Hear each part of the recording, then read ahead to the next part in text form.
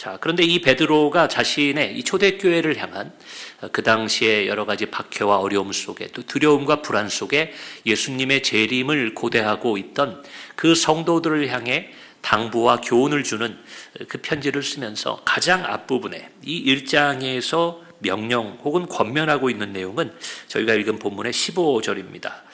너희도 모든 행실에 거룩한 자가 되라. 거룩한 자가 되라고 얘기하고 있는 겁니다. 단순히 말로 거룩한 게 아니에요. 모든 행실에.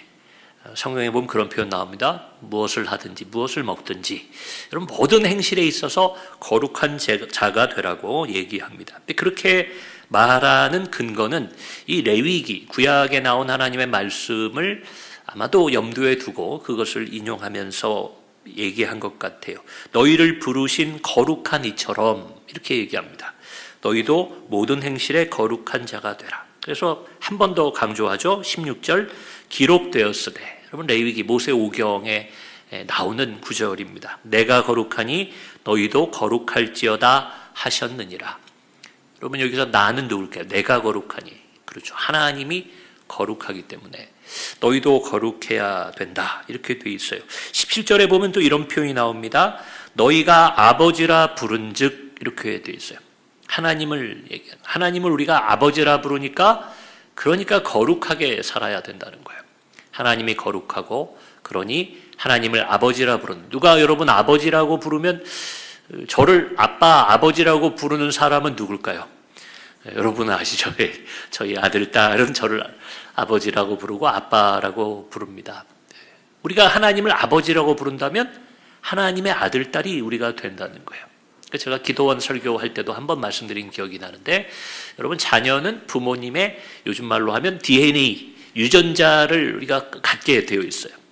아버지 어머니의 유전자가 우리 안에 또 내려와서 우리는 외모도 부모를 닮고 성품도 닮고 어떤 때는 참 신기할 정도로 입맛도 닮게 되죠. 우리가 하나님을 아버지라고 부를 때 우리는 그럼 무엇을 닮아야겠느냐? 구약과 또 오늘 베드로가 이야기하고 있는 것 다른 여러 가지들도 얘기할 수 있지만 가장 중요하게는 하나님의 자녀라면 하나님을 닮는데 거룩함을 닮아야 된다. 이렇게 권면하고 있는 겁니다. 그러니 모든 행실에서 티가 나는 거예요. 어른들이 그런 얘기 하시던 걸 전 어릴 때 기억합니다. 제가 그냥 이렇게 걸어만 가도 그래 너는 뒤통수가 어떻게 그렇게 아빠를 똑같이 닮았냐. 너는 걸음걸이가 왜 이렇게 엄마를 닮았냐. 뭐 이런 얘기를 해요. 저는 흉내낸 적도 없어요. 아버지 뒤통수가 어떻게 생겼는지도 뭐 어린 때니까 잘 모릅니다. 그러나 아버지를 아는 분들은 저를 보면서 아버지의 모습과 또 어머니를 아는 분들은 저를 통해 어머니의 모습을 읽어내는 겁니다. 우리의 모든 행실에는 하나님의 모습이 드러나야 되는데 그것이 무엇이냐? 성경은 거룩함이라고 얘기하고 있다는 거예요. 여기 보면 외모로 보시지 않는다 이런 표현도 17절에 나와요. 여러분 이때 외모라는 거는 아까 제가 뭐 닮았다 이런 얘기를 하니까 하나님을 닮으면 행실이 거룩하고 하나님을 닮는다고 하면 그러면 외모도 닮아야 되는 거 아닌가. 여기서 말하는 외모를 해석하자면 종교인들의 형식을 의미하는 겁니다. 외모로 취하지 않는다. 내가 하나님을 믿으니까 당시에 여러분 예수님을 받아들이지 못했던 유대인들도 외모로는 하나님의 자녀들이에요. 누구보다도 그들이 하나님의 백성처럼 보였던 사람들입니다. 이방인들은 예수를 믿기는 했지만 예수님이 누군지 또 예수님이 왜 오셨는지 여러분 구약의 예언들도 모르니까 그들은 잘 몰라요. 누가 잘 압니까? 유대인들, 예수님을 십자가로 내몰았던 그 유대인 율법주의자들은 누구보다 하나님을 잘 알고 모세 때부터 내려오는 그러한 율법에 대해서 능통한 자들이었어요. 그러니 그들은 외모로 보면은 하나님의 자녀처럼 보이지만 하나님께서는 그들의 외모를 보시지 않는다. 그 행위 안에 어떤 거룩함, 삶 속에서 하나님을 닮은 모습이 있느냐 없느냐 그것으로 심판하신다. 이렇게 베드로는 얘기하고 있는 겁니다. 자, 이 거룩이란 단어를 보면요, 저는 우리 교단, 저희 여러분들이 인식을 하고 있든 아니든 간에 우리 하남종합교회 성도님들은 기독교 대한 성결교회에 속한 성도님들이 되시는 겁니다. 그게 그렇게 우리나라는 교단이 그렇게 중요하지 않게 느껴져요. 교단보다는 어떤 교회냐가 조금 더 중요한 의미를 갖는데 제가 미국에서 유학하고 목회할 때 보면은 교회도 중요하지만 그 교회가 속해 있는 교단에 따라서 거기는 워낙 여러 민족과 여러 문화에서 사람들이 모여 있다 보니까 같이 예수를 믿는 교회라고 말해도 다 모습이 다른 거예요. 또 신앙의 색깔도 달라요. 그래서 이 교회에서는 왜 저렇게 하는데 저 교회는 이렇게 할까? 가만히 올라가 보면 교단이 다르기 때문에 그렇습니다. 그러니 그 교단의 교리 혹은 그들이 주장하는 원칙에 따라서 교회들이 목회를 하게 돼 있어요. 우리나라는 이게 뭐 장점이기도 하고 어떤 때는 좀 모호한 단점인 것도 같은데, 장로교단이든 감리교단이든 우리와 같은 성결교단이든 뭐 순복음이든 뭐 루터란 처치든 뭐 어디가 되든지 간에 그 목사님이 어떤 목회를 하냐에 따라서 좀 색깔이 구별되지 교단의 색깔이 그렇게 뚜렷하게 드러나지는 않습니다. 그러나 여러분 우리 주보에도 보시고 우리 교회 홈페이지나 이렇게 가보면 성결이란 단어가 우리 교회 안에 이렇게 들어와 있다는 거예요. 그래서 우리는 하남중앙교회 이렇게도 부르지만 하남중앙성결교회가 어떻게 보면 그 풀네임, 정확한 전체 이름이라고 할 수 있습니다.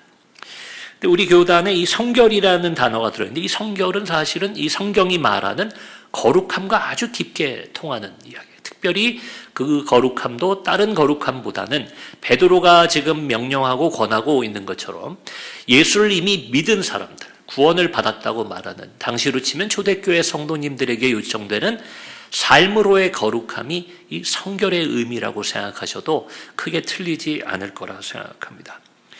여러분, 우리 교단은요, 사중복음이라는 게 있어요. 제가 이번 이제 돌아오는 그리스도의 마음 공부부터는 사중복음 시리즈를 좀 여러분들과 나누겠다 말씀드렸어요. 사중복음 말 그대로 4개의 복음을 이야기합니다. 그래서 첫 번째로는 중생, 그 다음이 성결, 그 다음 신유, 그 다음이 재림입니다.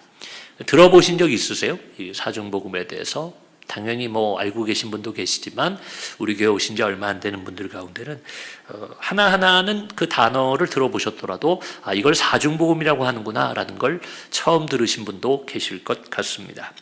중생은 말 그대로 예수를 그리스도로 시인하고 내 죄를 고백함으로 구원받을 때의 은혜를 얘기합니다. 그래서 중생, 다시 태어난다 라는 의미가 있고, 성결은 우리가 어떤 때는 성화라는 표현도 쓰는데요, 구원받은 사람들, 저와 여러분 같은 성도들, 또 예수를 믿는 신자들이 이 땅을 살아가면서 두 번째로 받는 은혜, 특별히 성령의 은혜로 많은 이야기를 하죠.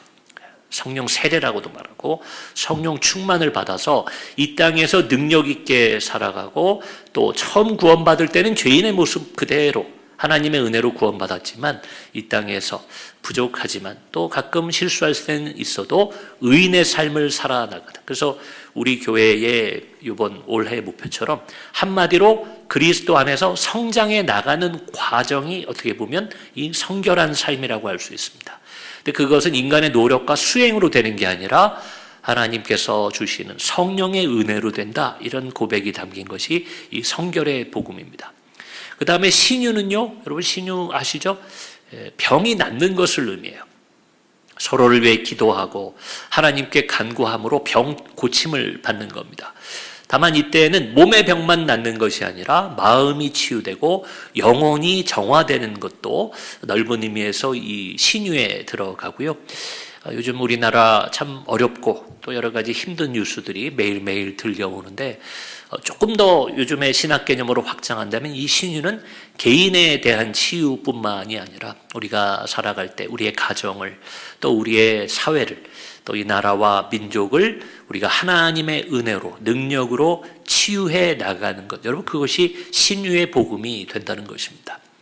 그래서 오늘도 우리가 아파서 못 나오신 분들 위해서 기도하시잖아요. 그게 우리 교단의 복음 안에는, 교단의 교리 안에는 여러분 딱 들어있는 겁니다. 어떤 교단이나 어떤 전통에는 이러한 은사나 성령의 역사가 이제는 중단되었다라고 한 그런 전통도 있지만, 우리 교단은 아니다. 지금도 기적은 일어나고 성령의 역사는 일어나고 병 고침이 일어난다. 저는 또 기도원에서 목회를 하고 있으니까 그걸 부인할 수가 없어요. 하나님이 하시고 하나님이 고치시면 우리의 믿음을 따라 그런 기적이 일어나는 것 여러분 믿으시고 소망을 가지시기를 바랍니다. 그리고 끝으로 재림의 복음, 재림의 은혜라는 것은 이건 뭐 모든 교단이 다 이 이야기를 하죠. 우리는 종말론적 신앙을 가지고 다시 오실 예수님을 염두에 두고 이 땅에서 모든 것이 끝난다. 혹은 그냥 죽으면 그만이지 이런 생각으로 사는 것이 아니라 우리는 이 땅의 수명을 허락된 데까지 살고 영원한 잠 속에 들어가지만 그러나 하나님께서 약속하신 대로 또 예수님이 우리에게 말씀하신 대로 주님이 다시 오실 때에 살아있는 자는 살아서 죽었던 자들은 무덤에서 부활하여서 그래서 그 심판 앞에 서게 된다. 이걸 생각하고 사는 사람하고요.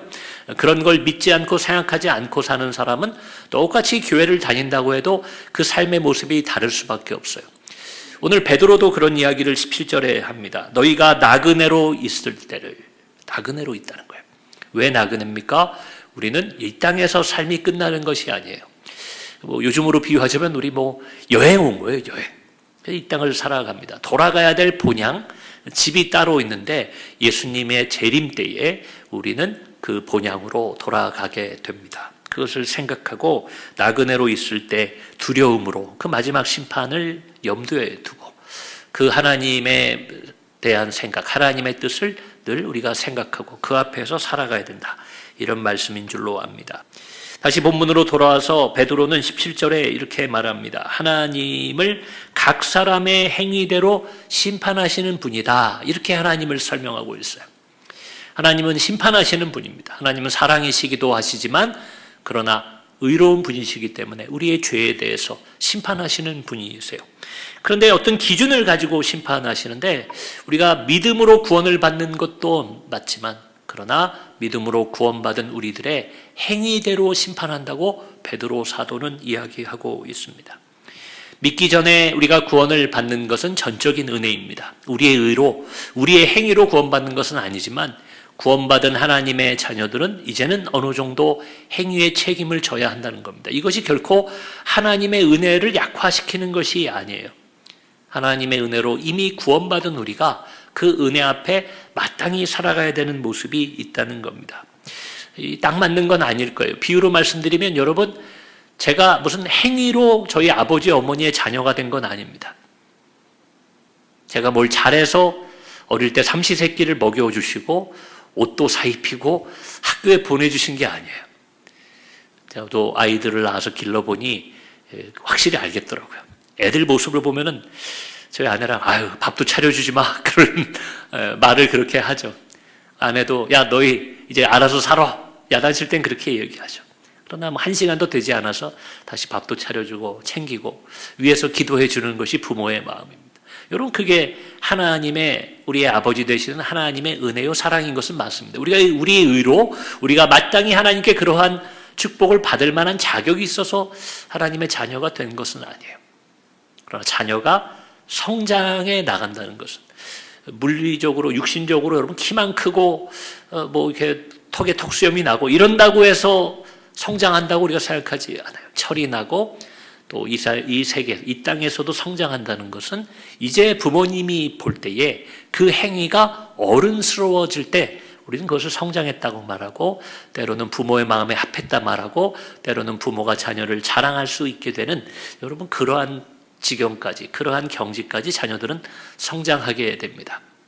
어릴 때는 은혜로 살지만 그 다음에는 부모님의 뜻을 내가 실현하고 그걸 오늘 뭐라고 그랬어요? 하나님이 내가 거룩하니 너희도 거룩하라. 부모님의 기대에 맞춰 살아가고 부모님이 나를 위해 주셨던 그 사랑에 보답하며 살아가는 것이 인간의 마땅한 도리일 것입니다.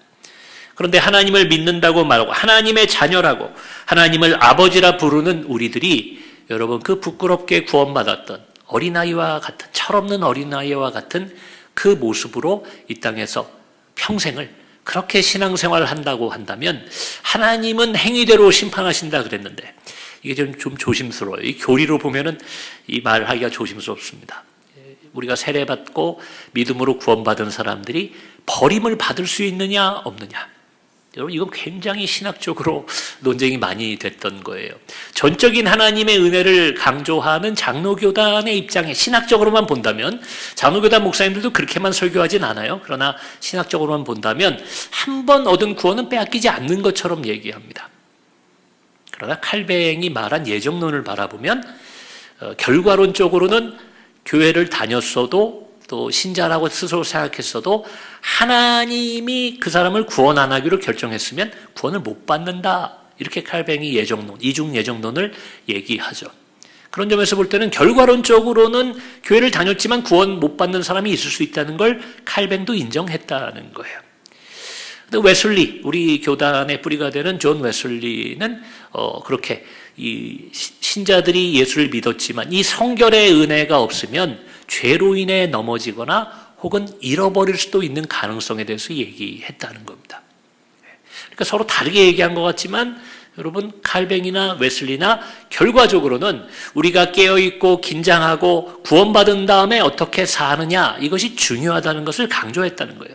난 구원받았으니까, 나는 세례 받았으니까 끝, 원래 죄인이었으니까 그냥 죄 짓고 살아야지. 베드로도 이렇게 얘기하지 않았다는 겁니다. 모든 행실에 거룩한 자가 되라. 왜냐하면 너희가 아버지라 부르는 그 하나님께서 거룩하니까 너희도 거룩한 삶을 살아라. 여러분, 거룩한 건 무엇이겠습니까? 14절에 그 내용이 나와요. 너희가 순종하는 자식처럼 하나님의 뜻에 순종하는 게 거룩한 거예요. 거룩에 대해서 얘기할 때 혹은 성결에 대해서 얘기할 때 여러 해석과 설명 중에 제가 좋아하는 것은 구별이라는 말입니다. 거룩이라는 건 구별하는 거예요. 그래서 유대인들의 거룩한 정결법이라는 것은 이방인들과 다르게 사는 것이었어요. 먹는 것도 좀 다르게 먹고 그들이 지키는 절기를 통해서 시간과 날짜를 구별하기도 하고. 그래서 우리도 거룩하게 산다는 것, 하나님 뜻에 순종한다는 건 뭐냐?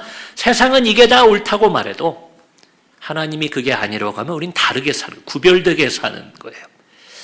목사님 요즘 다 이렇게 사는데 왜 우리만 이렇게 삽니까?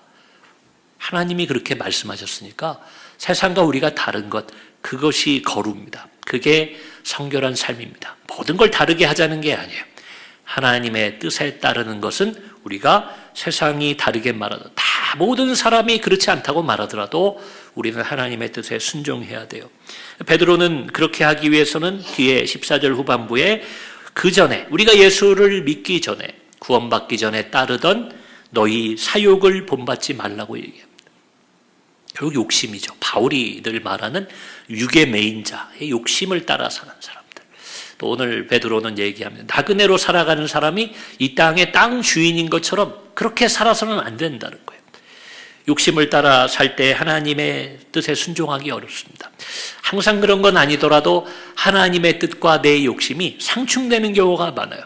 바울은 그걸 싸움이라고까지 얘기하잖아요. 내 안에서 두 사람이 싸운다. 두 인격이 싸우고 있다. 내 욕심과 또 그 성령의 은혜를 받은 성결한 바울의 마음이 싸우고 있는 겁니다.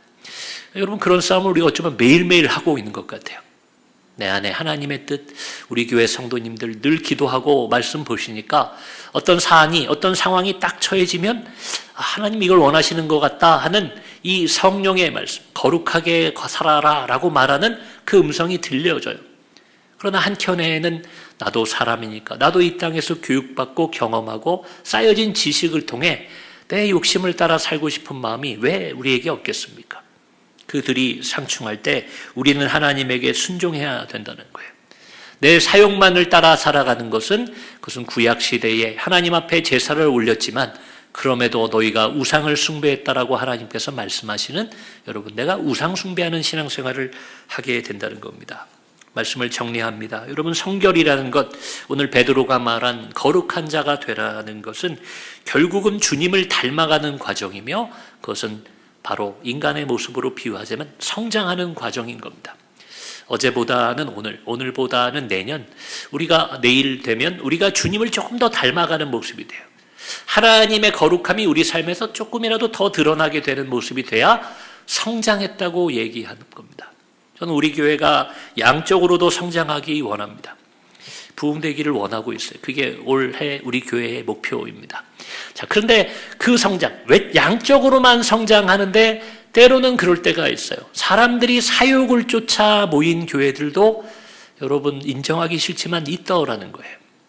제가 과거를 다 부정하는 건 아닙니다. 그러나 과거에는 우리가 또 그런 상황이었어요. 먹고 살기가 힘들고 최소한의 것들이 부족했던 시대에는 여러분 교회가 그것 때문에 부흥하기도 했어요. 교회에 가서 하나님 우리가 잘 살게 해주세요. 취업되게 해주세요. 진학되게 해주세요. 우리나라 잘 살게 해주세요. 여러분 우리의 사역과 또 하나님 앞에 구하는 것이 크게 구분되지 않던 어려운 시절이 있었죠. 그러나 하나님의 은혜로 우리는 이제는 먹는 것 걱정하지 않는, 그래도 어려운 분들이 여전히 좀 계시지만 우리나라 전반적으로 본다면 먹는 거 걱정하지 않는 나라가 됐어요. 오히려 뉴스를 들어보면 음식물 쓰레기가 문제가 되는 나라가 됐죠. 저는 이게 참, 저도 얼마 살지 않았지만 제가 어릴 때는 먹는 게 없는 게 식량이 늘 문제가 됐어요. 우리 이번에 어디 단합회로 우리 놀러 갔다 올 때 권사님들하고 얘기하는데 목사님 왜 이렇게 옛날을 잘 아세요? 그런데 저는 그 기억 속에 있다니까요. 보릿고개 이야기를 뉴스를 통해 저는 들었던 기억이 나요. 올해는 보리가 좀 수확이 좀 늦어질 것 같습니다. 이게 뉴스에 나오던 걸 저도 보던 세대입니다. 지금은 달라졌죠. 보리밥도 그냥 별미가 되고 어떤 분 얘기처럼 더 비싸졌죠. 옛날에는 없어서 먹던 것이 보리고 그랬었죠. 여러분 모든 게 좋아졌습니다. 그런데도 아직도 교회가 사욕을 채우기 위해서 내 건강을 위해서만 또 내가 돈을 벌기 위해서만 내가 좀 잘 되기 위해서만 여러분 그렇게 모이려고 하니까 여러분 사람들도 줄어드는 거예요. 왜요? 그건 이제 내가 할 수 있을 것 같거든요. 그건 크게 부족하지 않거든요. 예전처럼 교회로 모이지 않습니다. 우리는 하나님의 뜻 안에서 거룩함으로 성장해야 되는 사람인 것을 여러분 기억하셔야 됩니다. 이 사회는 예전보다 먹을 것 많아지고 좋게 되긴 한 것 같은데 거룩함에 하나님의 뜻에 순종하는 것은 여러분 거꾸로 됐어요. 그때는 어려워도 못 먹어도 하나님 뜻에 순종하는 사람들이 많았던 것이 한국교회의 부흥기였습니다. 근데 지금은 아니에요. 풍족해졌고 편안해졌고 여러분 더 좋은 것을 꿈꾸는 시대가 된 것 같은데 우리 안에 하나님 뜻에 순종하는 거룩함은 점점 사라져 갑니다. 사랑을 실천하고 은혜를 베푸는 삶을 살아야 되는 것이 여기에 있습니다. 남에게 좋은 일 같고 나는 손해를 보는 것 같지만 그것이 진정한 의미에서 하나님 안에서 우리가 성장하는 길인 것을 여러분 믿으시기 바랍니다. 하나님은 행위대로 심판하십니다. 바꿔 말하면 행위대로 보답하고 상 주시는 분이 하나님이십니다. 여러분 이 땅에서 무엇을 하나님 앞에 자랑하겠습니까? 육의 부모님이 가장 기뻐하는 일을 하는 것이 효도인 것처럼 하나님 아버지가 우리에게 바라시고 기대하는 것 여러분 많이 사랑하시고 많이 용서하시고 또 자격 없는 자들에게 은혜를 베푸실 때 하나님이 그것을 보시고 너희가 많이 컸구나 그렇게 말씀해 주시고 네가 다 자랐구나 더 큰 사명을 더 큰 유산을 너희에게 맡기겠다. 그것이 여러분 개인에게는 삶의 승리요 형통이요 축복이 될 것이고 우리 교회에는 부흥과 성장이 될 것이라 저는 그렇게 믿습니다. 우리가 주님을 닮은 모습으로 성장할 때 여러분도 여러분의 가정도 우리 교회도 하나님의 뜻을 따라 좋아지고 성장하게 되는 역사가 있을 것을 믿습니다.